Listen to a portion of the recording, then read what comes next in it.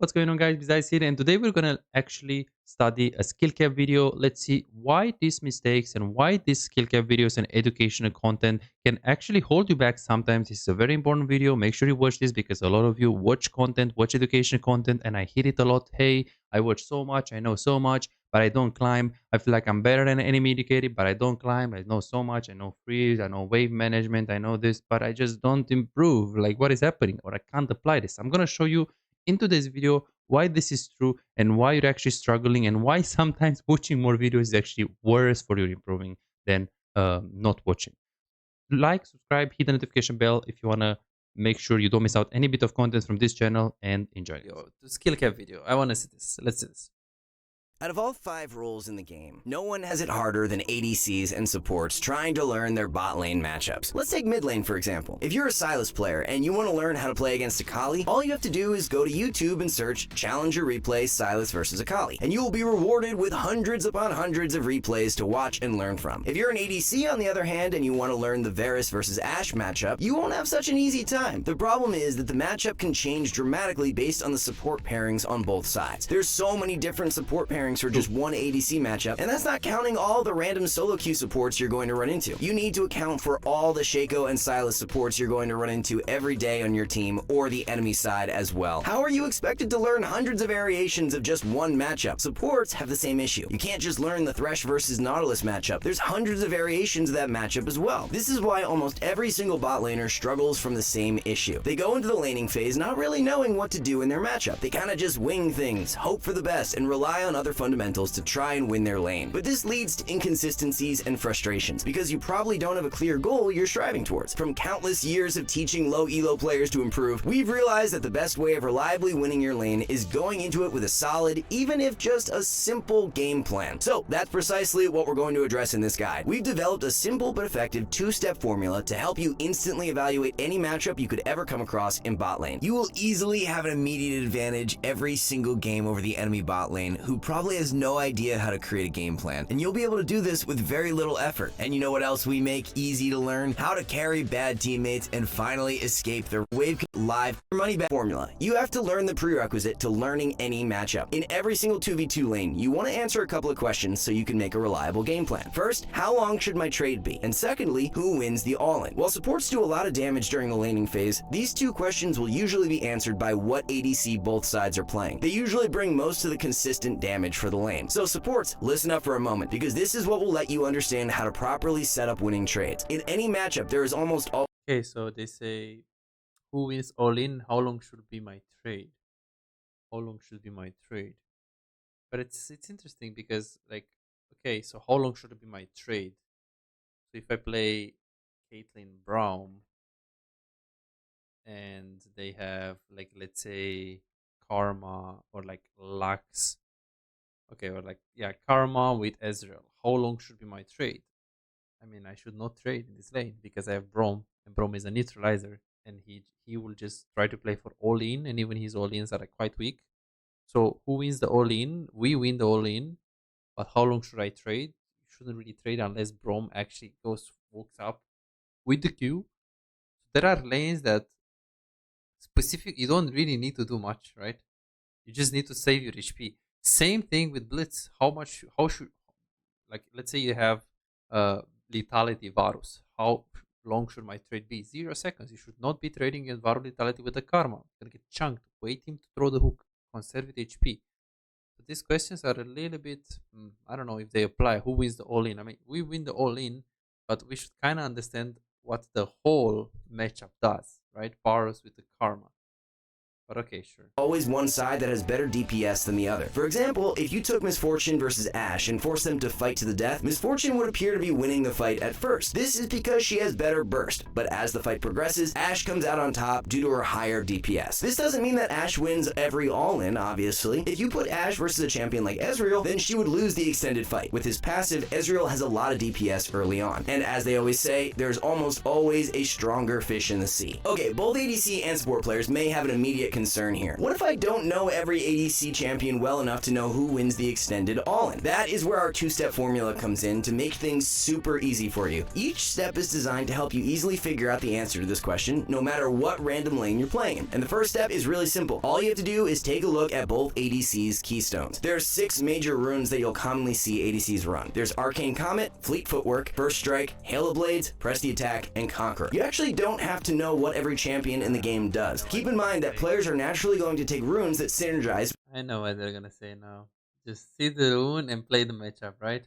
with their champion's kit. So runes are an easy cheat code to learn precisely what every ADC champion wants to do. To simplify things, let's group these runes up into 3 simple categories. There's the one-tap runes, the burst runes, and Conqueror will fall into the ramp-up category. Supports, we want to re-emphasize that what you're about to learn will let you set up proper trades in almost every single lane. Remember, you're the main initiator in most 2v2 matchups. You're the one who tries to set up your ADC for success. If you know what they excel at, then you'll never initiate a bad trade again. You'll only be making lane-winning plays from now on. And ADCs, we know you have the opposite issue. You don't get to dictate what trades happen all the time, so you may not always be able to apply what you're about to learn. But we urge you to remember that climbing in League is a percentages game. If you learn this information, it means that you'll never make the mistakes we're going to cover in this video, so only your support might mess things up. On the other hand, the enemy ADC without this information will still be messing things up. This way, it's twice as likely that the enemy bot lane screws up and throws their lane. It's hard to remember in frustrating games, but climbing in League isn't about winning your lane and the game 100% of the time. It's about increasing your chances as much as possible, so you come out ahead in 60 or 65% of your laning phases. Okay, let's go back to our 3 rune categories. To help visualize how these runes will affect your matchup game plan, let's put them on a health scale like this. This should keep things really simple for you. If you or your ADC has a rune on the lower part of the scale, you want to Yeah, I don't know about this though, because it's like they're gonna tell me that, yeah, of course, it's so obvious. Varus plays with Comet. I know what they are gonna do.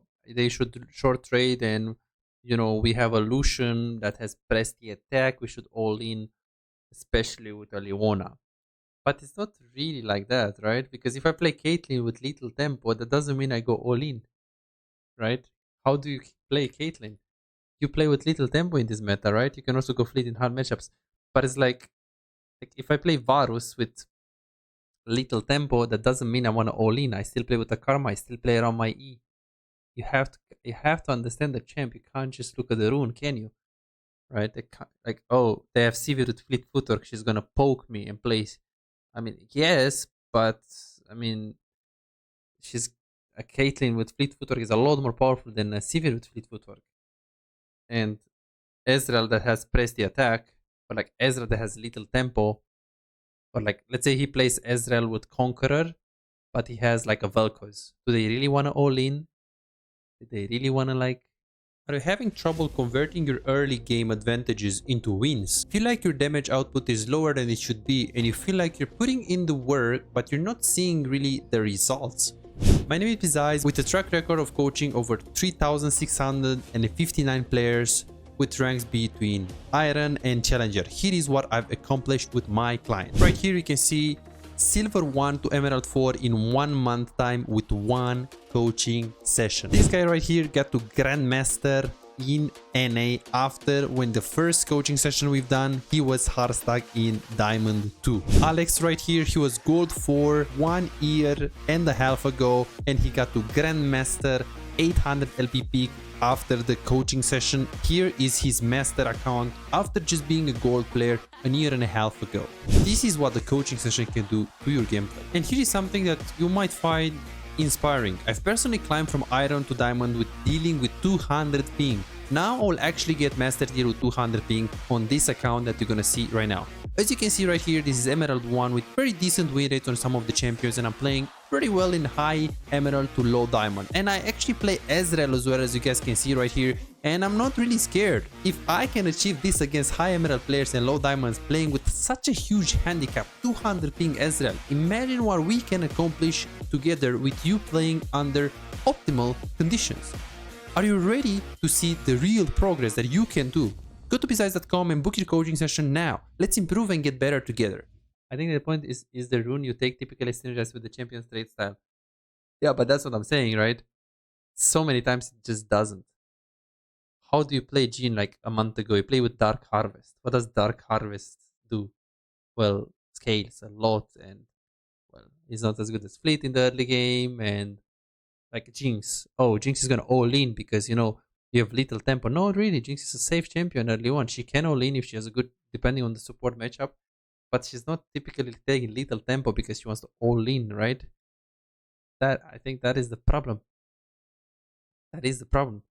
Kind of have to understand the champion. Like if Aphelios has fleet footwork, that has nothing to do that they want to play slow. It depends on his guns. If he has red white, he wants to go for the all in. So understanding the runes is just 10% of the game. Understanding the champion, what does it do? Of course, understanding the runes, if you're like playing the game for like 2 weeks and you at least know the runes, I think it's fine, sure. But it's just not gonna get you more than like bronze or like maybe silver.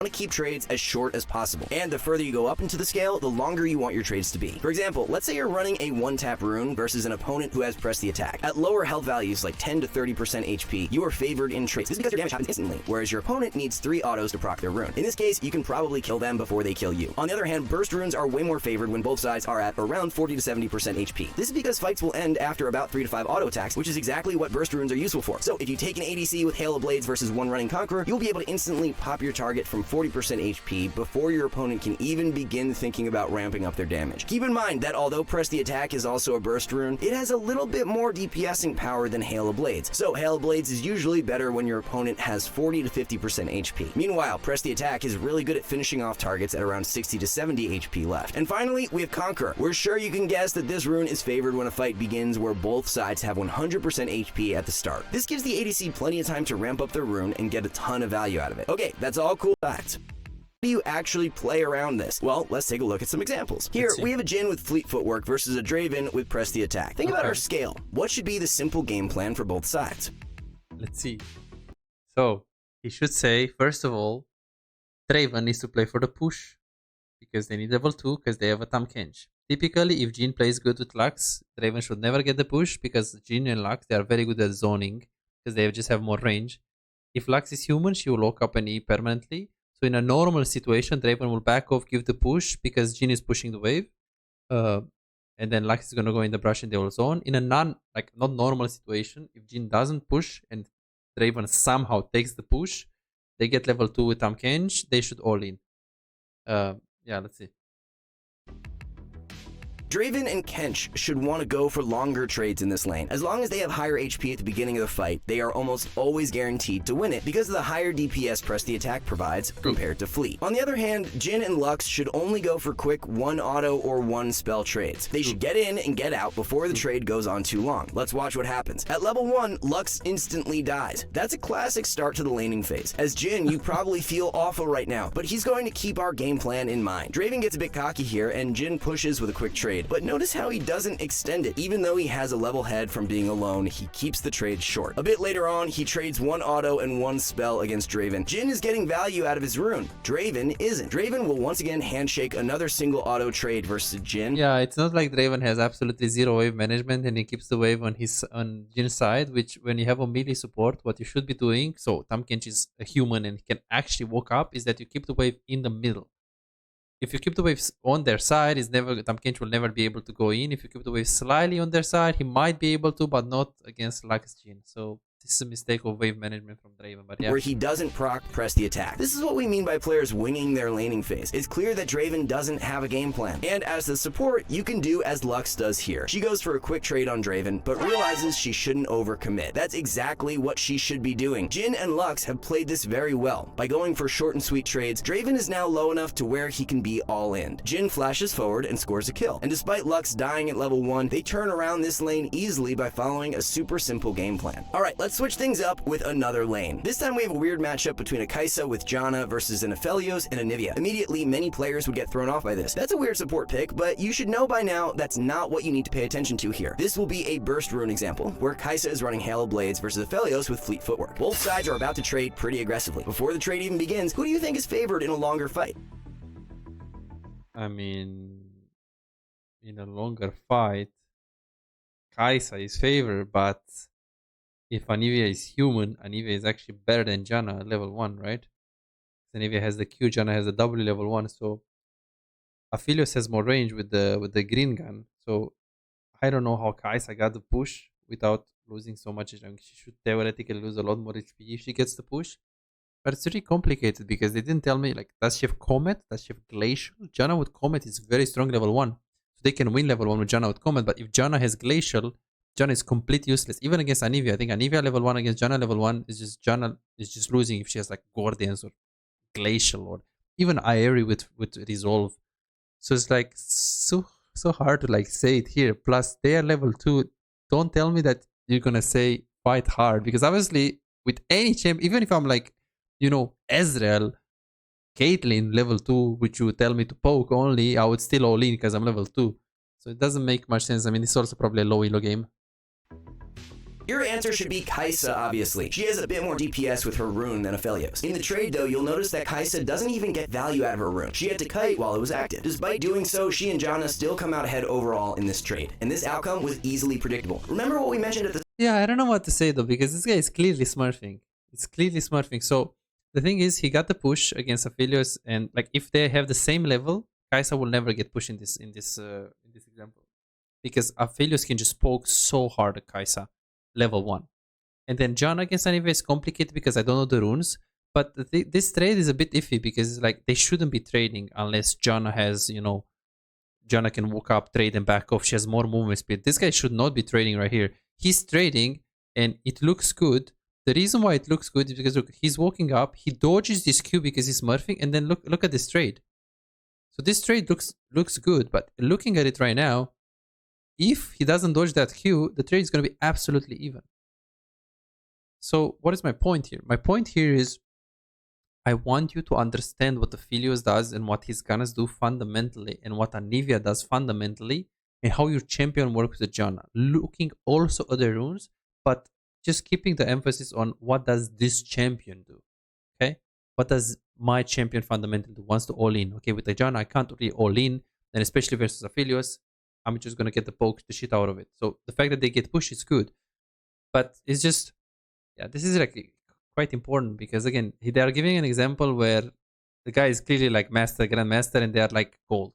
Looking at your opponent's runes is just a simple way to understand what that champion naturally wants to do. It doesn't matter that Kai'Sa didn't get value out of her keystone. As a champion, she naturally likes these 3 to 4 second trades. That's why she takes Hail of Blades in the first place. And this is your win condition with burst runes. You want to go for some quick trades to get a single target to around half HP or so. If you remember our scale, this is the health threshold where you can kill them quickly. The enemy duo looks to hard engage. Even if Anivia was full HP, why is this bad? Because Aphelios has fleet footwork, should be your immediate thought. He doesn't have enough DPS to go through all the HP Janna and Kai'Sa have. With her burst rune, Kai'Sa instantly pops Anivia. Now she and Janna turn on Aphelios, who is barely a threat in the... like, look, they are putting emphasis on like runes, but they are giving an example where no matter if what rune Kai'Sa has, the HP is just too significant, right?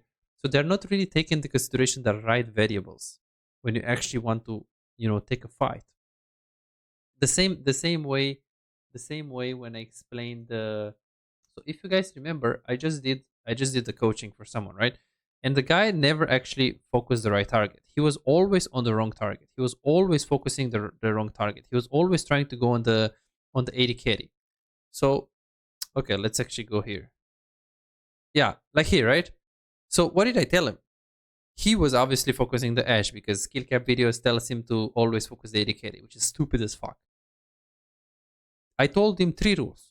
1, you want to go on the closest target, typically. The distance rule. The closest target is a Sylas. But he told me that, but Ashe is also close. Why would I not hit Ashe? Which, again, the distance rule didn't help us to decide. Because he's right. In a situation where both support and AD carry are, you know, close to each other, you can choose to go on the AD carry. If the AD carry is like here, of course, you're just going to go on the support because he's closest to you. So here I told him, okay, so the distance rules doesn't help you because they're both pretty close to you. Then I said, okay, where is the CC used on? Who has the CC? Tahm Kench. Okay, he has the stun, right? On the passive. Sure. He is about to hit the stun on the Sylas. The CC rule says you go on the target that is CC'd.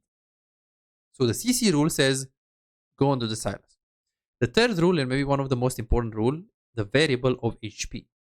If you know the call is very reliable and you can kill this guy in a short period of time, you can also go on her. So what I'm saying to you right here is that if they are both full HP and both close to you, you want to focus the AD carry unless the CC is used on support. And there are situations where the support is in front of you. You could focus the support, but the AD carry has like 40% HP or 30% HP. The guy has like 80% HP, and you're choosing to go on the backline target.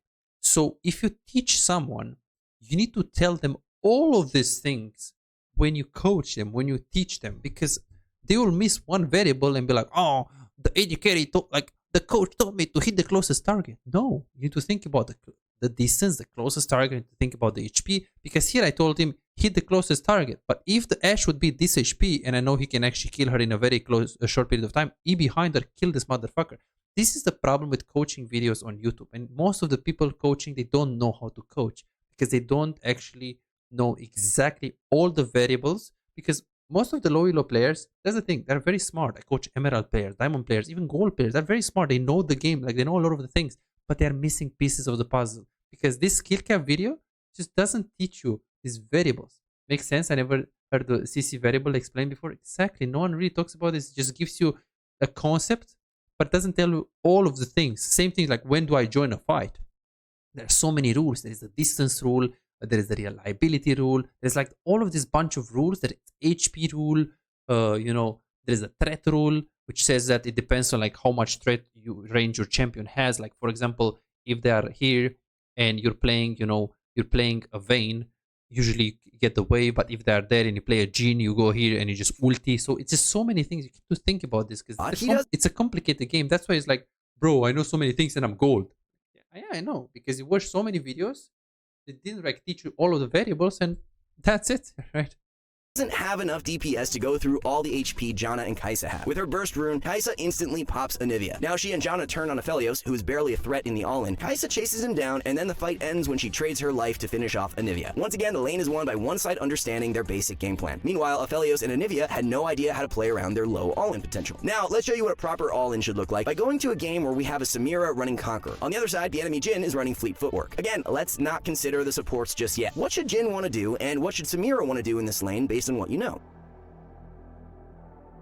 Jhin wants to go for very short trades. He should go for trades that consist of one auto and maybe a Q, and that's it. On the other hand, Samira wants to commit to an all-in, while she's still got a ton of HP to work with. That's it. Simple, right? Take a look at how Samira is playing early on. She's incredibly far back and playing really trade avoidant and preserving her HP as much as possible. If you're the one who wants to all-in, it's completely acceptable to concede lane pressure early and even miss CS if it allows you to stay at high HP. This is really good by Samira. On the other hand, Senna is trying a bit too hard to put pressure. As a support, you don't want to do this with such a powerful all-in ADC. Just preserve your HP until you can find a clean engage. Unfortunately, there's a bit of a mishap a little later into the lane. Senna and Samira get ganked and end up both dying, putting them pretty far behind in the matchup. So now they're behind. That's not good. This will make the lane much harder. Regardless of that, watch what happens next. As both sides get back to lane, keep in mind that Samira should be on the back foot after those deaths. But she notices that the enemy Zyra made a mistake using all her spells on Senna, leaving herself vulnerable for an all-in. This is your win condition. Being full HP with Conqueror, she runs Zyra down all by herself, while the enemy Jhin can barely do anything. Despite being behind in the 2v2, by simply recognizing how weak Jhin is during extended fights, Samira is able to easily turn this lane around in her favor. Supports, you need to be aware of this too. When both sides are back in lane, they're even since they both got some kills. But Senna is already a bit low from some earlier poke. This gives Zyra way too much confidence, and she oversteps. You need to be careful versus all-in lanes like this. Even with Senna unable to join the fight, Jhin doesn't provide enough consistent DPS to defend Zyra during engages like this. Samira literally continues 1v2ing them because she keeps starting the fight at full HP with her ramp-up rune. Even if you've never seen this lane matchup before, this is really easy to see coming with the first step of our formula. By the way, you can also consider the support keystones in a similar way. As the ADC or support, you can get some additional info on the lane based on the support player's runes as well. Supports with Comet. And that's exactly what I'm saying for. Exactly how they phrase it. You can get some additional information on how the lane should be played. But the fundamentally, the lane is the champion. What the champion's abilities do, not the rule necessarily. Again, the John example is an extreme example where if you play, Comet with Scorch, or if you play, Glacial, it's completely different game play style. But yeah, additional information the rune will give you, not the champion will give you the fundamental approach of the lane, and then the runes are just like additional information. But yeah, the examples are quite fine actually, I think. and Airy are good for poking. Hail of Blades and Electrocute are good for some burst. Aftershock is good for all-ins. And Guardian is a fairly unique rune. Since it provides extra HP during a fight, it's very good at countering burst runes that want to kill you quickly. Or another use for it is to enable Conqueror ADCs to have even more time to ramp up during an all-in by giving them even more HP to play with during the fight. Alright, with all this rune talk, you might already be thinking about a big issue you're bound to run into. For example, what happens when both AD carries are running the same rune? Like in this example. Better yet, both supports also have a poke rune. Step 1 of our formula doesn't help us here. So what now? It's actually quite simple. The whole point of our runes breakdown is to find out which side wants to go for shorter trades and which side wants to go for longer trades, right? That is your main goal in every matchup. You want to figure out which side is favored in what types of trades. The other way you can figure this out is by simply playing around which side has more range. Players often criticize this game's balance, but Riot is actually quite good at keeping something consistent in the early game. Typically, if a champion has more range than another champion, they're almost always worse in an all-in. That just makes sense, right? If a champion could poke you and go for crazy all-in fights, they'd be completely broken. So it only makes sense that long-range champions struggle a bit in lengthier encounters. What this means is that you never want to go in with the same game plan every game, even if you only play one champion. For example, let's imagine a Vayne and Janna versus a Xayah and Taric. Think about their ranges for a moment. Which side of the matchup would want to go for short poke-based trades, and which side would want to go for a longer all-in? For Janna, for the poke. Xayah and Taric are fairly short-range champions, but extremely strong when they can commit to the fight. So Vayne and Janna should abuse their slight range advantage to poke and avoid all-ins, at least early on. But let's take that same Vayne and Janna and pit them versus a Caitlyn and Lux. Who should poke and which side should all-in? I mean, they'll tell me that Caitlyn Lux should poke, which is right, but they can't all in as Vayne Janna, right? They just have to conserve HP. That's all what they should do. Caitlyn and Lux are obviously... There is no universe where Janna all in as a Caitlyn Lux. Janna is a lot weaker than Lux early on. Vayne is a lot weaker than Caitlyn early on. Like basically any stage of the early game. Some of the longest range champions in the game, so the Vayne and Janna should adapt. We're aware that this duo is normally not a strong all-in combo, but by having so much range in their kit, Caitlyn and Lux are balanced around having fairly weak kits when getting engaged on. Knowing this, the Vayne and Lulu should probably concede some CS, preserve their HP, and try to force a longer all-in when they have the opportunity. Now, let's go back to this game. Despite all the runes being the same on both sides, what do you think both sides should do in this matchup? What side? I mean, Lulu is weaker than Ashe early on. I think she's Comet, Ashe, not Halo Blaze, but both ways are like really, really OP. Ezra is very strong level 1, but Jinx has slightly more wave clear than him. But since he has a better support, it's complicated. I think if Ezra is good, he Qs the first minions like once or twice, so he can get 20% attack speed on his passive. And then they just rook to zone with Ashe into the brush. I think Lulu should start shield to just make sure the Jinx doesn't get poked. And if Jinx is really good and Ezreal is bad, if she could get pushed, that's... But I don't think they should be trading with Jinx or Lulu. They should conserve HP, no? Ezreal and Ashe are decently ranged champions, so they should be the side to go for short trades or poke. Meanwhile, Jinx and Lulu are not the best all-in combo. We know that. But compared to Ashe and Ezreal, they are definitely favored in longer fights. So their goal should be simple. Maybe give up... Why would they be favored in longer fights? Ezreal is really strong in long fights, especially in this meta where you take little tempo. But let's say here with PTA or whatever, you take Conquer or whatever you take, like, because this video is a while ago, right? It's like Ezreal wins against, like, I don't think if he wins, but he is really good at just all in fights. So you're gonna tell me that Jinx is better than Ezreal all in, because every Q that Ezreal hits, he gives him 10% attack speed, so he gets like dagger. He can get 5 daggers level 2. It's crazy. I don't think he wins all in. Plus Ashe, if he has Comet, she's quite fine at like all in, not better than Lulu, but Lulu is not so much better. It's still like mostly auto attacks and then Q. So I think, so they're telling me what, Jinx, Lulu, they are weak at all in, but they're stronger than Ezreal, Ashe. They are not. All what they should do, they should conserve their HP, and if they can get the push, they should always do it. I see this is Diamond Plus because they already like get presence in the lane, they get the push. But in low elo, if they leash or something, Jinx gets the push and the lane is very playable. Up some CS, save HP, and wait for an opportunity to fight. Unfortunately, they won't do that. Ezreal and Ashe actually play this lane pretty well. Notice how they only play to poke and nothing more. They're only doing either one auto or one spell per trade. That's precisely how you play this lane. If you have the range advantage, there's no reason to go for longer fights until you've got a massive lead already. Jinx, on the other hand, is not conceding CS when she needs to. Yes, this lane is annoying to play, but if you lose all your HP, then she can't play for the one win condition she does have. And because she and Lulu can't go for long fights, they can't do anything. Because they had no simple game plan going into this lane, they slowly bleed out and lose this lane right from the get-go. Before we continue, we want to emphasize that our two-step solution isn't going to give you challenger-level insight into every single matchup. That being said, at the very least, you'll get a decent idea for what you should be doing in almost any lane. From all the low elo games we observe, most bot lanes appear to lose because they go into every single lane without a game plan. Like we mentioned at the start, they just wing it, play randomly, and hope that things work out. We cannot emphasize how even the most simple of game plans can make you a much more consistent player in the long run. Our two-step system isn't perfect. There will still be some exceptions every now and then where our guidelines are maybe a bit off, but for the most part, following these tips should give you a simple foundation to start from in every single game, regardless of what random matchup you find yourself in. So let's put you This is definitely high elo. Jinx play really well. I think he's Grandmaster. the test. We're going to give you a fairly tricky lane to break down. In this game, we've got Caitlyn with Fleet Footwork and a Blitzcrank with Aftershock. On the other side, there's Lucian with Press the Attack and a Lux with Arcane Comet. Based on step 1, this is a weird lane for both sides. Caitlyn has a one-tap rune versus Lucian, who has a burst rune. This means that ideally, she'd like to play for poke in this lane rather than take longer fights. Problem is, she has a Blitzcrank support who only wants to all-in at all times. And Lucian has a similar problem. Based on his runes, he should want to take a longer trade versus Caitlyn, but he's got a Lux who is better off poking in this lane. And as far as range goes, it's kind of split, right? Caitlyn outranges Lucian, but Lux outranges Blitzcrank, so it kind of evens out. So what do you think? You can pause if you want to think about it some more. How would you approach this lane from either side of the matchup? How would you approach this lane? If I'm Lucian, I try to get pushed because I have a Lux, so the easier. Wait, okay, they're level 3, I guess. But let's say it's level 1. Level 3 is a bit different. But level 1, if Lux Lucian get the push, Blitz is gonna just have to back off, and Lux can easily poke the Kate. But typically, if Kate plays it good, I think if this is Gumayushi on Kate, because he does it really well, he just Qs the wave right away, and then it's just so hard to get pushed as a Lucian. And if you don't get pushed as Lucian and you get pushed in by Kate, 1, you can get poked by Kate, but 2, it allows Blitzcrank to go into this brush and just pressure like significantly more. So it's like, yeah, I mean, if Lucian is human, he tries to push the wave, try to get prior so Lux can poke. But if Caitlyn is even more human, she kills the wave right away, she gets pushed, and then Blitzcrank is in the brush, and they just literally zone. Like zone the whole lane.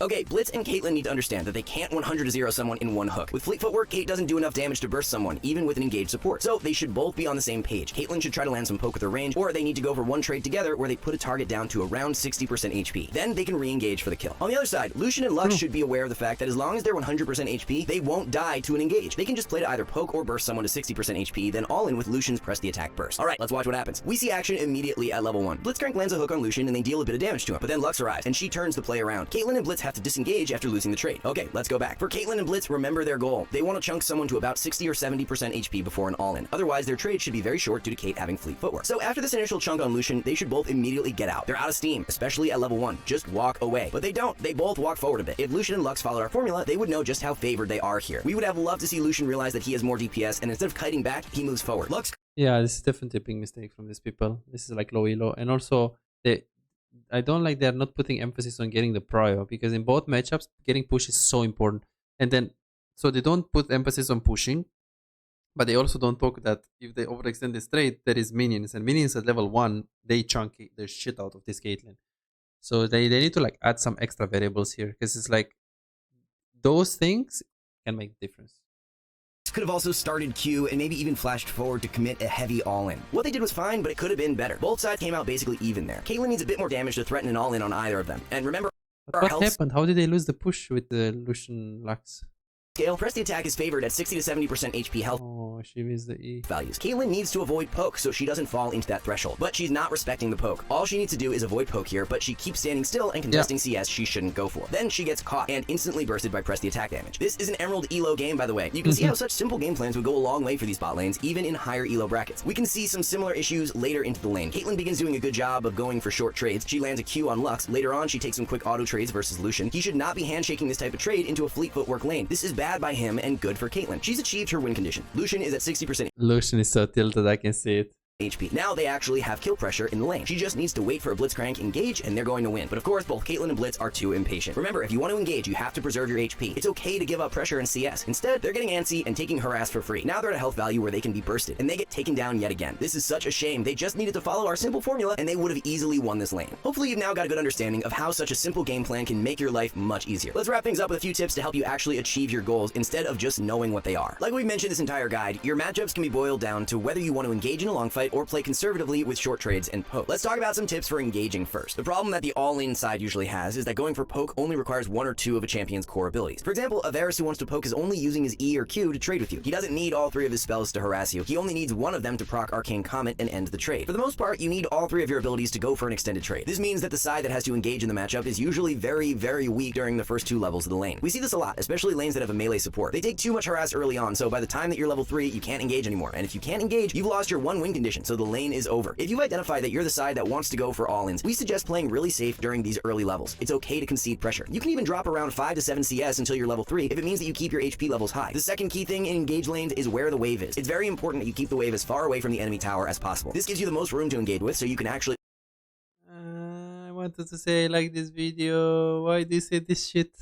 How can you say, okay, listen, you don't want the wave into your tower when you play melee?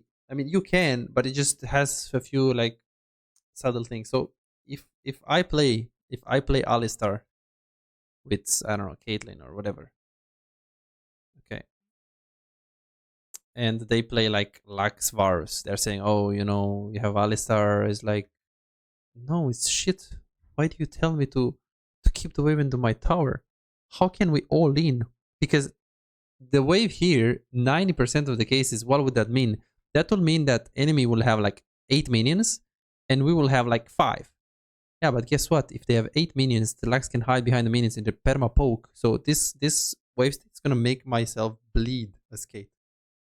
So it's quite stupid. Varus wants to do this. The wave is good for Varus because he can perma poke. I mean, yeah, I know what they're saying. If there are 6 minions versus 6, the same amount of minions, it's easier for the Alistar to go in because they don't have more minions to hide behind. But typically, it's just better to keep it in the middle if you have melee. Just keep it in the middle. You can sit in the brush. You can just all in, and you don't have a big wave in front of you because wave in the middle typically means we have the same amount of minions or more. So I just wanted to say I love this video, but I mean, honestly, you see, this is why it's like SkillCapped videos. It either doesn't work for low elo or it just misses some like key elements. So I'm not sure what to say because the video is like overall good. Overall good. the wave as far away from the enemy tower as possible. This gives you the most room to engage with, so you can act. It doesn't give you the most room if they have more minions. If they have more minions, you're dead. Like if right here it's 6 versus 6 in this example, yeah, but if they have 3 more, you always lose this all in. But I guess it depends, not always. But it's, yeah, minions are very important if you're just engaging in a fight. Okay, they are looking at a situation where they have Samira Alistar, so a crazy all in, right? Tristana Alistar would probably win into the minions anyways.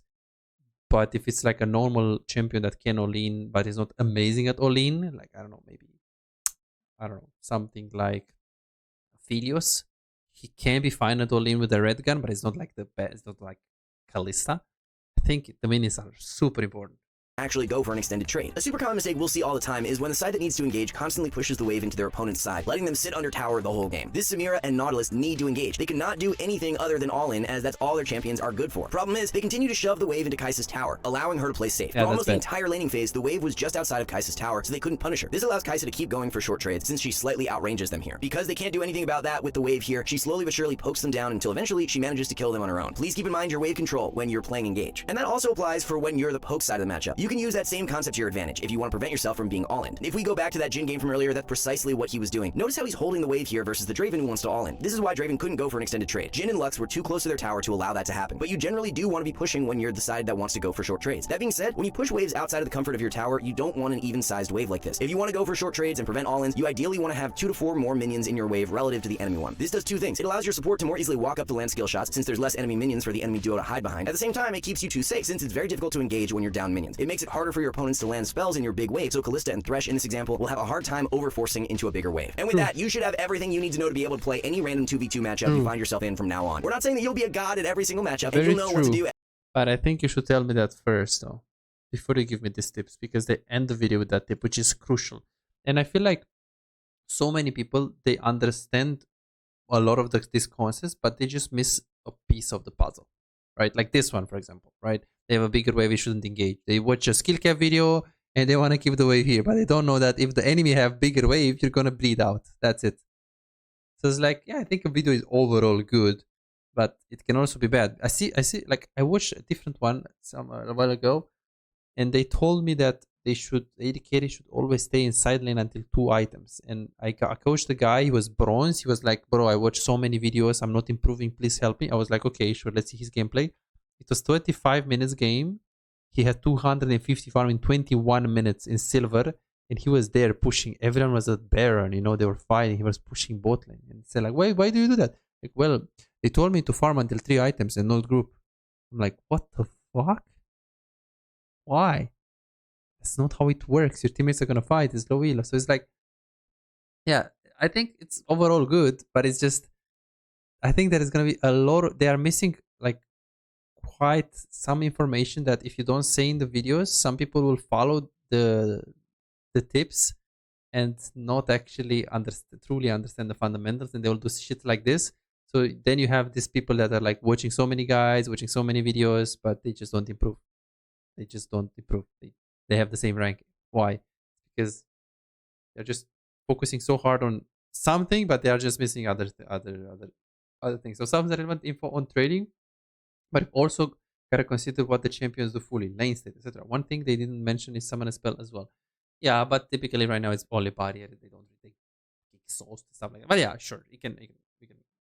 Like, I think to me it's like this: 10 to 15% of the lane phase is decided by runes, and maybe like 5% of the summoner spells. Like a Samira with barrier or Samira with exhaust can change a little bit, but it's still Samira, isn't it?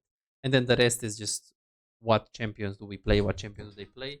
Like, I think like maybe 70% is that, and the rest like 10% or whatever, like 15%, whatever, is jungle.